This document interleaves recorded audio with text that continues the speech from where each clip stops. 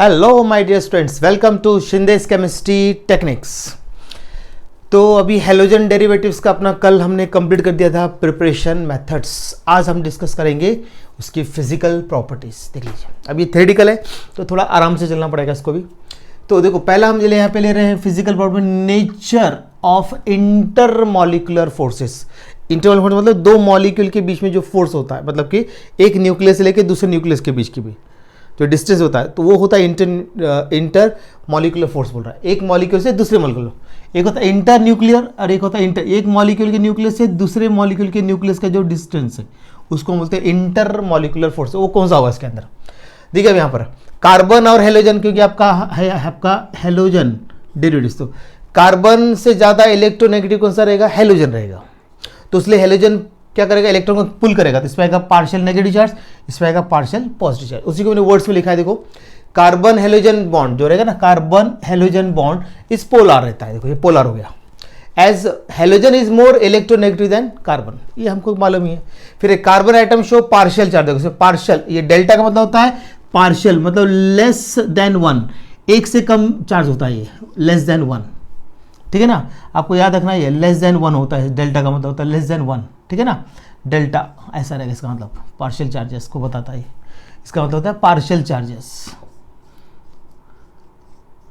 Partial charge को बता रहा है आपका डेल्टा। ये ग्रीक लेटर है, तो एक से कम रहता है, वन यूनिट से कम, मतलब बोल सकते हैं 0.1 से लेके 0.9 के बीच में होगी वैल्यू इसकी। ऐसा सब डिटेल बता रहा हूँ क्योंकि बहुत बारीकी अगर मालूम है तो हम कर सकते हैं आराम से।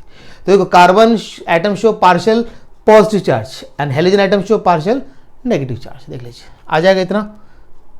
चलिए देखो जरा इसको। ओके, अब देखिए नेक्स्ट क्या बोल रहे हैं यहाँ पर, कार्बन हेलोजन जो बॉन्ड है वो कैसे फॉर्म होता है। ये जो अपना जो कार्बन हेलोजन जो बॉन्ड है कैसे बनेगा, तो कार्बन का यहाँ पे होता है sp3 हाइब्रिडेशन। अगर सिंगल बॉन्ड होगा तो sp3 हाइब्रिडेशन, डबल बॉन्ड होगा तो sp2 और ट्रिपल बॉन्ड होगा तो sp। अब ये तीन याद रखिए। तो यहाँ पे कार्बन का देखिए लिखा है, देखो तो carbon halogen bond is form by overlap of sp3 orbital of carbon. Carbon लिया sp3 atom and half filled p orbital. इस x का क्या लेते हैं? p ऑर्बिटल लेते हैं हेलोजन का। ठीक है ना, और size of halogen atom increase होगा, फ्लोरीन से लेके कहा होता है iodine. The size of halogen atom increases from fluorine to iodine which increases the carbon halogen bond length. तो आपका ये जो कार्बन हेलोजन बॉन्ड ये भी बढ़ते जाएगा धीरे धीरे। ठीक है ना, बॉन्ड लेंथ बढ़ेगा। फ्लोरीन से स्मॉल है, ब्रोमीन की और ज़्यादा है, क्लोरीन की और ज़्यादा, ऐसा बढ़ते जा रहा है। फ्लोरीन, क्लोरीन, ब्रोमीन, आयोडीन, ऐसे इंक्रीज होता जाएगा साइज, लेंथ इंक्रीज होगा, बॉन्ड लेंथ। तो क्या होगा? Larger the size of halogen greater is the bond length, बराबर। And hence the order of carbon halogen bond strength क्या होगा? इस ऑर्डर का। देखो फ्लोरीन साइज स्मॉल है, फिर क्लोरीन की और बढ़ गई, फिर ब्रोमीन की और बढ़ गई, और आयोडीन ऐसे। तो ये ऐसा स्ट्रेंथ क्या होगा आपका? ये क्या हो जाएगा आपका? देखो यहाँ पे ज्यादा लगेगी ना, अब ये डिक्रीजिंग ऑर्डर में स्ट्रेंथ, बॉन्ड लेंथ इंक्रीज और बॉन्ड स्ट्रेंथ डिक्रीज हो जाएगा। ठीक है ना, ऐसा आपको करते हैं ना, क्योंकि अब बॉन्ड लेंथ बढ़ रहा है ना, साइज बढ़ रही है, बॉन्ड लेंथ बढ़ रहा है। तो इसका स्मॉल साइज है तो इसका शॉर्ट बॉन्ड लेंथ है, इसका स्ट्रेंथ ज़्यादा है। अब साइज बढ़ गई तो स्ट्रेंथ कम हो गई, और बढ़ गई तो स्ट्रेंथ कम हो गई, और कम हो गई तो स्ट्रेंथ कम हो गई, मतलब बॉन्ड जल्दी ब्रेक होगा वो। ठीक है ना, ये आपको ऐसा कर लेना है। देख लीजिए, ये होगा आपका नेचर में आ गया आपका। ठीक है,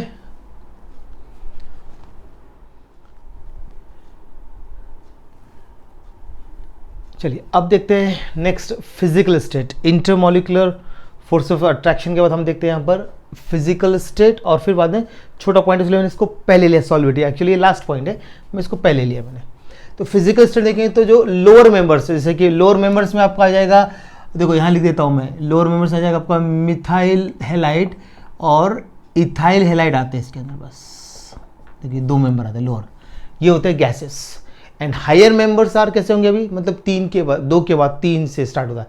तो हायर मेंबर्स लिक्विड्स होंगे या फिर सॉलिड्स होंगे, एट रूम टेम्परेचर की बात कर रहे हैं। और मैनी वोलेटाइल हेलोजन कंपाउंड्स का स्मेल कैसा होता है? स्वीट स्मेल होता है उसका, मीठा स्मेल रहता है, क्योंकि वो वेपराइज होते हैं ना। जैसे आपने घर में फ्रूट्स रखे हैं, तो फ्रूट्स रखने से क्या होता है? अपने घर में स्मेल आती है, जैसे मैंगो है तो मैंगो का स्मेल आती है। तो वैसे वो क्योंकि वोलेटाइल होने के कारण स्मेल तभी आता है। परफ्यूम का भी तभी आता है जब आप वोलेटाइल होता है परफ्यूम भी, तो वैसा है। तो many volatile halogen compounds have sweet smell. ठीक है, अब हम बात करते हैं सॉल्युबिलिटी की। तो अभी पार्शियली पोलर है, पूरा पोलर नहीं है ये। तो alkyl halides are slightly soluble होगा उसके लिए, in water due to intermolecular forces of attraction, but they are highly soluble in organic solvents. ये आसान है, क्योंकि क्या होता है, like dissolves like, organic compound organic solvent dissolve होते हैं, इनऑर्गेनिक कंपाउंड इनऑर्गेनिक सॉल्वेंट में डिजॉल्व होते हैं, ये आपको याद रखना है, ठीक है ना। तो सॉल्यूशन चैप्टर में पढ़ेंगे वहां पर हम लोग। तो देख लीजिए, कोई ज़्यादा हार्ड तो नहीं है, सिंपल है, और आपको इसलिए मैं इसको लिख रहा हूँ क्योंकि आपके थोड़े से फिजिकल पॉइंट, इसके फिजिकल प्रॉपर्टीज के नोट्स आ जाए आपके पास, ठीक है। कर लीजिए, देख लो उसको जरा एक बार। अब देखते हैं boiling point, fourth physical property boiling point, इसके फिर मेल्टिंग पॉइंट खत्म। देखो बॉइलिंग पॉइंट जो होता है अल्काइल हाइड का किससे ज़्यादा होता है, हायर देन हाइड्रोकार्बन से ज़्यादा होता है, ठीक है। क्यों होता है ऐसा, उसके दो रीजन, एक तो है high molecular masses and greater polarity, जितना ज़्यादा मास होना चाहिए और ज़्यादा पोलैरिटी होना चाहिए, तो उसके कारण क्या हो जाएगा, the intermolecular force of attraction, मतलब कौन सा हो सकता है वो, एक तो होता है वैन डर वाल्स फोर्स होगा, नहीं तो फिर दूसरा होगा आपका डायपोल फोर्सेस, तो ये हो जाता है फिर स्ट्रॉन्गर, मतलब हाई मॉलिक्यूलर मास और ग्रेटर पोलैरिटी के कारण क्या होता है, इंटरमॉलिक्यूलर फोर्स हो जाएगा स्ट्रॉन्गर, वो कौन सा होगा, वैन डर वाल्स फोर्स होगा, नहीं तो फिर डायपोल फोर्सेस होंगे, और लिखते हैं यहाँ पर, और डायपोल फोर्सेस, ठीक है ना, ये स्ट्रॉन्ग हो जाएगा। उसके बाद फिर क्या होता है, boiling points of alkyl hydrides क्या हो जाता है, फॉर सेम अल्काइल ग्रुप के लिए, जैसे मान लिया अभी मैंने यहाँ पे लिखा है मिथाइल, देखो मिथाइल मिथाइल मिथाइल लिखा है, सिर्फ मैंने क्या किया, हेलोजन चेंज किया, आयोडाइड ज़्यादा मास, देखो इसका साइज ज़्यादा है और पोलैरिटी ज़्यादा है, मास भी ज़्यादा है और पोलैरिटी ज़्यादा है, वो यहाँ पे मास कम हो गया, पोलैरिटी और कम हो गया, मास और कम हो गया, पोलैरिटी और कम हो गया, मास कम हो गया और पोलैरिटी और कम हो जाएगा यहाँ पर, ठीक है ना, दिख रहा है ना आपको ये क्लियर, CH3 ये F अच्छा बना देता है, इससे आपको दिखे, देखो ऐसा सेम अल्काइल ग्रुप में ऐसा होगा, आयोडाइड ब्रोमाइड क्लोराइड फ्लोराइड, ये ऑर्डर आपको याद रखना है। और अब उसके बाद फिर आपको दूसरा याद रखना है, जैसे जैसे आप ब्रांचिंग करते जाओगे बॉइलिंग पॉइंट क्या होगा, डिक्रीज होगा, ठीक है, जैसे प्राइमरी सेकेंडरी टर्शियरी लिया है यहाँ पर अल्काइल हैलाइड्स, ये ऑर्डर बना दिया मैंने इसका, अल्काइल हैलाइड्स, ओके। अब जैसे मैंने यहाँ पे एग्जांपल लिया, देखो यहाँ पर मैंने क्या लिया एग्जांपल, देखो एन ब्यूटाइल ब्रोमाइड, इसका देखो कितना बॉइलिंग पॉइंट है 375 केल्विन, फिर देखो अब यह सेकेंडरी ब्यूटाइल का कितना है 364 केल्विन, फिर टर्शियरी ब्यूटाइल का 346, जैसे जैसे ब्रांचिंग करोगे तो बॉइलिंग पॉइंट कम होता है।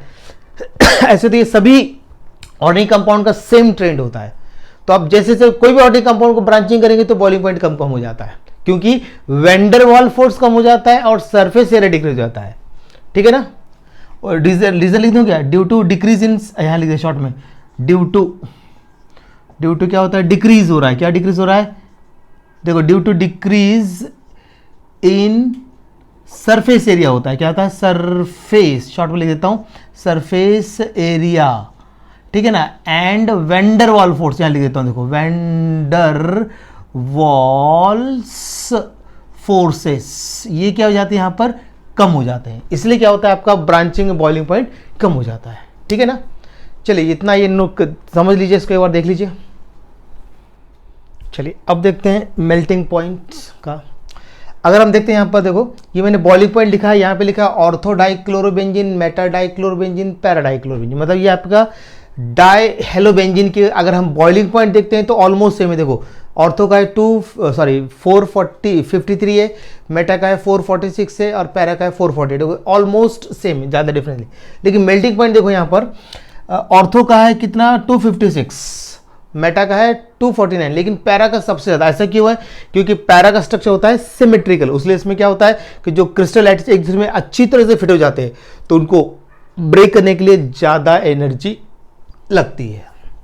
देखो मैंने यहाँ पे 2 पॉइंट लिखा है, द आइसोमेरिक डाइहेलोबेंजीन्स, ये लिखा है isomeric dihalobenzene have nearly the same boiling point but melting points of these isomer show variation. जिस तरह देखो मेल्टिंग पॉइंट एमपी मतलब melting point of para isomer is quite high, देखो पैरा का ज्यादा है compare to that of ortho and meta isomer, and this is due to its symmetrical structure which can easily packed closely in crystal lattice, और उसको फिर break करने के लिए एनर्जी ज़्यादा लगता है, hence more energy is required to break this crystal, ऐसा बोलेंगे। तो वो लिखा नहीं, मैंने शॉर्ट में कर दिया उसको, ठीक है ना। ये हो गया आपके पूरे फिजिकल प्रॉपर्टी कंप्लीट हो गए हैं अभी आपके। देखिए कोई कंफ्यूजन है कि मुझे बताइए, इसके अंदर अभी आ जाएगा आप लोगों को ये, आसान है। चलिए कर लीजिए इसको, फिर हम नोट कर लीजिए।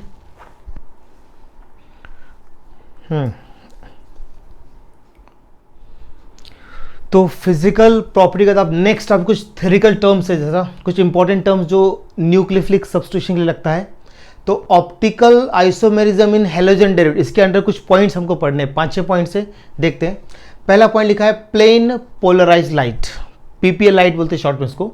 तो हम क्या करेंगे, जैसे ऑर्डिनरी लाइट है, इसको जैसे मैं निकोल प्रिज्म से पास करूंगा तो यहाँ पे देखो ऑर्डिनरी लाइट का तो ऑल प्लेन में दिख रहा है, सभी प्लेन में, यहाँ भी देखो ऑल प्लेन्स में वाइब्रेशन हो रहा है, ऑल प्लेन्स मतलब देखो अब ये प्लेन है तो यहाँ भी वाइब्रेशन, देखो ऐसे ऑल प्लेन्स में वाइब्रेशन होगा इसका, उसको हम क्या बोलते हैं ordinary light.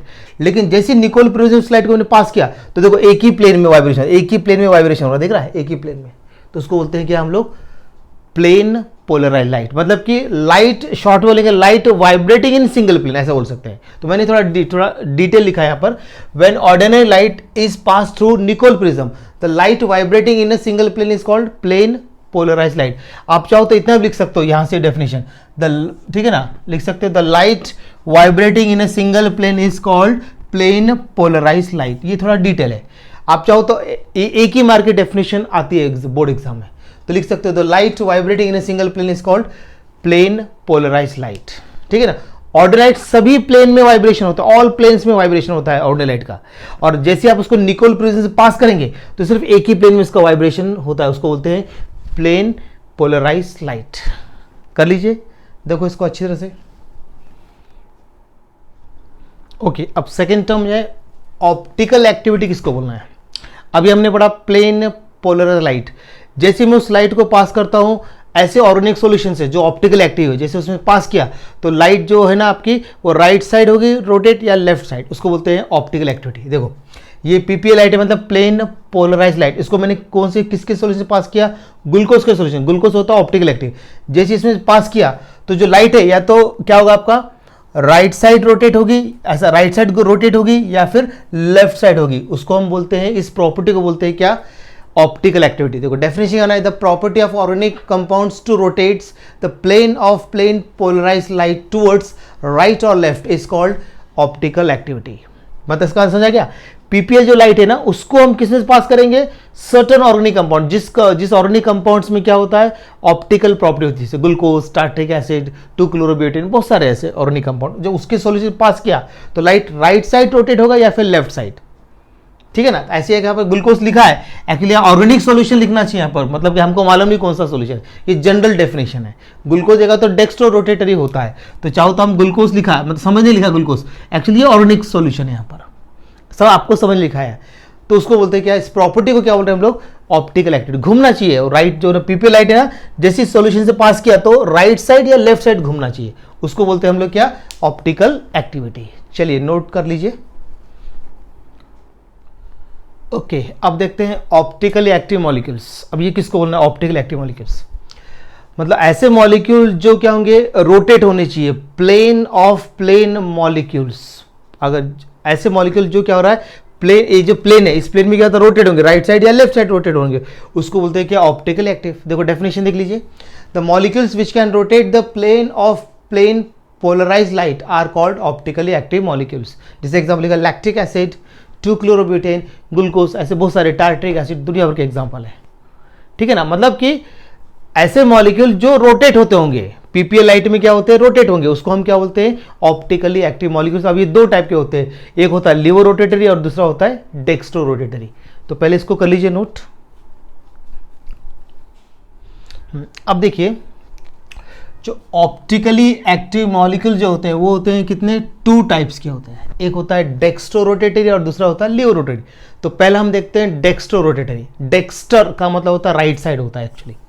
The molecules which can rotate plane of plane polarise light to right hand side, अगर राइट हैंड साइड रोटेट होगा मतलब क्लॉकवाइज डायरेक्शन, उसको बोलेंगे डेक्स्ट्रो रोटेटिव मॉलिक्यूल्स, और उसको डिनोट करेंगे स्मॉल डी लेटर या फिर प्लस साइन से डिनोट करते हैं इसको हम लोग, प्लस साइन से। देखो डी या फिर प्लस साइन से करना है इसको। जैसे एग्जाम्पल का डी ग्लूकोज मतलब डेक्स्ट्रो रोटेटेड ग्लूकोज, या फिर प्लस ग्लूकोज का मतलब होता है डेक्स्ट्रो रोटेटेड ग्लूकोज। देख लीजिए बनेगा ये आपसे। अब इसी में एक और एक टर्म है इसके अंदर, लिवो रोटेटेड, दूसरा देखो सेम है, एक राइट साइड घूमेगा एक लेफ्ट साइड। तो अब देखो दूसरा लेते हैं यहाँ पर हम लोग क्या, लिवो। लिवो में क्या करेंगे, देखो अब यहाँ पर सेकंड लेते हैं laevo rotatory, laevo rotatory molecules. दिख रहा है आपको, लिवो रोटेटरी मॉलिक्यूल्स, मतलब the molecules which can rotate plane of plane polarise light to the left hand side होगा, क्या होगा, to the left hand side are called laevo rotatory, उसको हम क्या बोलेंगे, लिवो रोटेटरी मॉलिक्यूल्स। अब इसको हम डिनोट करते हैं स्मॉल एल लेटर से या फिर माइनस साइन से करेंगे। जैसे फॉर एग्जांपल यहां पे क्या कर दिया, ग्लूकोज का लिखा, तो अभी मैं यहां पे देखो एल लैक्टिक एसिड लिख दिया, लैक्टिक एसिड लिख दिया एल, या फिर माइनस लैक्टिक एसिड, ये कर दिया लैक्टिक एसिड, ऐसा है आसान। तो लिवो डेक्स्ट्रोरोटेटरी में डी या फिर प्लस साइन, लिवो रोटेटरी में क्या आएगा, एल या फिर माइनस साइन। देख लीजिए बहुत आसान है। लिवस का मतलब होता है लेफ्ट होता है, और डेक्स्ट्रो का मतलब होता है राइट। लिवो और डेक्स्ट्रो ये आपको याद रखना है, ज़्यादा हार्ड नहीं, सिंपल है और कोई ज़्यादा डिफिकल्ट भी नहीं है टर्म। यस, अब देखते हैं यहाँ पर रेसिमिक मिक्सचर, जिसको हम बोलते हैं रेसिमेट। ये बहुत आसान है। डी और एल फॉर्म का इक्विमोलर मिक्सचर, डी और एल का दोनों बराबर मिक्सचर होता है, उसको बोलते हैं हम लोग क्या, रेसिमिक मिक्सचर या फिर रेसिमेट। देखो the equimolar mixture of D and L form of substance is called racemic mixture, और इसको रिप्रेजेंट करते हैं देखो प्लस माइनस एक साथ या फिर डी एल, ऐसे इसको रिप्रेजेंट करना है।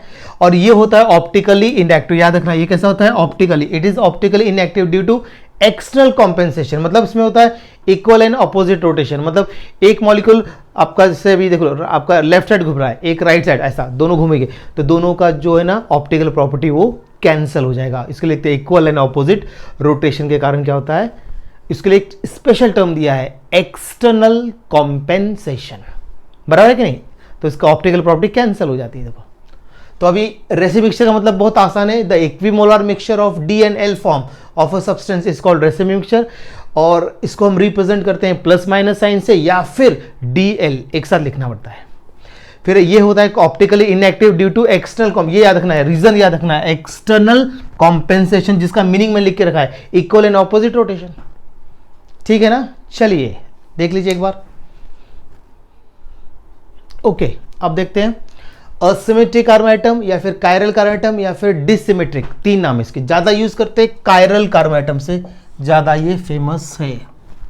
तो इसमें क्या होता है कि देखो ऐसा कार्बन जिसकी 4 वैलेंसी डिफरेंट एटम्स और ग्रुप से सेटिस्फाई होना चाहिए, मतलब बॉन्डेड होना चाहिए। देखो अब ये कार्बन एक कार्बोक्सी ग्रुप, एक हाइड्रोक्सी ग्रुप, एक मिथाइल, एक हाइड्रोजन, इस कंपाउंड नाम है लैक्टिक एसिड। तो इसमें एक कायरल कार्बन एटम प्रेजेंट है, तो लिखा है डेफिनेटली देखो a carbon atom which is bonded to 4 different, देखो याद रखना है डिफरेंट एटम्स और groups is called chiral atom, chiral carbon atom बोलना, क्योंकि कार्बन की वैलेंसी 4 होती है ना, तो 4 वैलेंसी 4 डिफरेंट एटम्स या ग्रुप से सेटिस्फाई होनी चाहिए।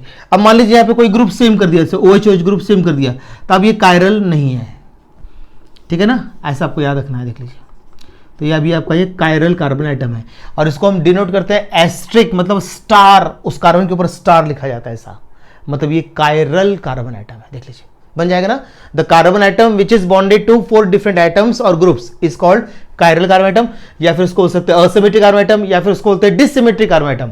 ठीक है ना, 4 वैलेंसी, अगर 4 वैलेंसी में कोई भी एटम या ग्रुप सेम हो गया तो कायरल एटम नहीं माना जाएगा उसको। ठीक है ना, बहुत आसान टर्म है यार, बहुत जगह काम आएगा है, उसलिए इसको बहुत अच्छी तरह समझ लेना है, समझ के बैठिए इसको। ओके, अब देखते हैं, अब ये लास्ट टर्म इसका ये, तो इनैंशियोमर्स और एंटीमॉर्फ्स या ऑप्टिकल एंटीपॉड्स या फिर ऑप्टिकल आइसोमर, सभी का मीनिंग एक ही है। तो इसमें क्या होता है कि ऐसा स्टीरियो आइसोमर जिसका क्या बनना चाहिए, non super impossible mirror image बनना चाहिए, उसको हम लोग क्या बोलते हैं, इनैंशियोमर्स बोलते हैं। और इनैंशियोमर्स की सेम क्या होती है, फिजिकल और केमिकल प्रॉपर्टी, लेकिन डिफरेंट क्या होता है, ऑप्टिकल प्रॉपर्टी। जरा ध्यान से देखिए, मैंने यहां पे लिखा है 2 क्लोरोब्यूटेन, ये जो एग्जांपल लिया है ना मैंने यहां पर, ये जो एग्जांपल जो है ये है आपका 2 क्लोरोब्यूटेन का एग्जांपल है, ये स्ट्रक्चर है। जैसे मैं इसको मिरर के सामने रखता हूं, देखो इसमें कायरल कार्बन एटम है कि नहीं, दिख रहा है आपको, कायरल कार्बन एटम है इसके अंदर, दिख रहा हो, 4 वैलेंसी डिफरेंट एटम्स और ग्रुप ऑफ एटम्स से अटैच्ड है।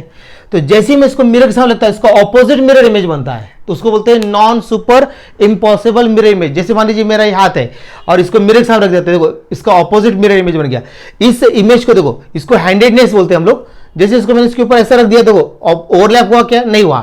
तो इसको बोलते हैं हैंडेडनेस, मतलब इसको बोलेंगे हम लोग क्या, non super impossible mirror image बोला जाता है इसको, ठीक है ना, ये याद रखना, ये लिखा है ना, non super impossible mirror image बोलते हैं, ठीक है ना।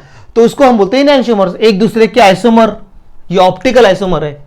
तो मिरर के सामने रखने का तो ऑपोजिट मिरर इमेज बना चाहिए। तो मान लो ये अब ये राइट साइड घूम रहा है तो इसको डेक्स्ट्रो रोटेटरी बोलेंगे, और ये आपका लेफ्ट साइड तो लीवो रोटेटरी। तो ये डेक्स्ट्रो आइसोमर हो गया, ये लीवो आइसोमर हो गया, ऐसा घूमेगा भी, एक राइट साइड घूमेगा एक लेफ्ट साइड, बराबर है कि नहीं।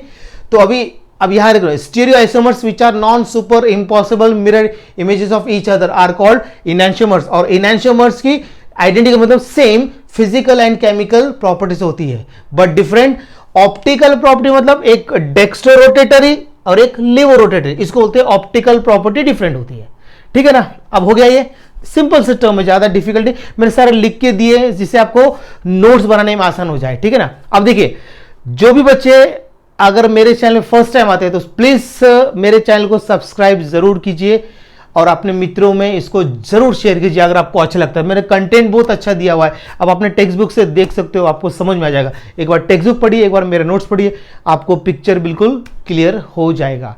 और आप ज़्यादा से ज़्यादा इस वीडियो को शेयर करने की कोशिश कीजिए, ठीक है ना। अगर पसंद आता तो लाइक ज़रूर कीजिए और अपने मित्रों को ज़रूर बताइए, ठीक है।